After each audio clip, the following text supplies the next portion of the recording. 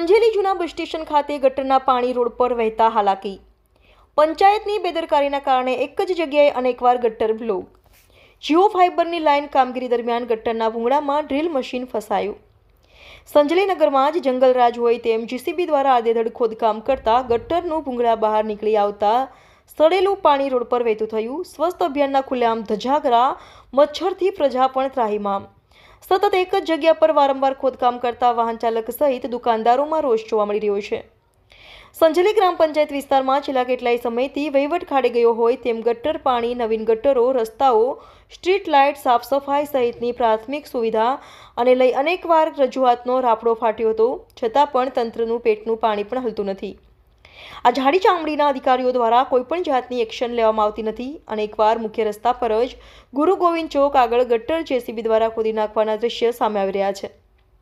ત્યારે જીસીબી દ્વારા આડેધડ ખોદકામ કરી દેતા ગટરના ભૂંગળા બહાર ઉપસી આવતા લદબદ ગંદકીવાળું પાણી આખા રોડ પર નદીની જેમ પાણી વહેતું થયું, જેને કારણે સ્થાનિક લોકો તેમજ રાહદારીઓ અને વાહન ચાલકોને ભારે હાલાકીનો સામનો કરવો પડી રહ્યો છે.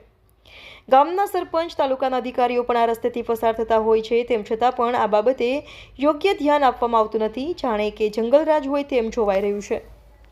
રિપોર્ટર વિજય Charpot, DT news live 24, Sanjeli.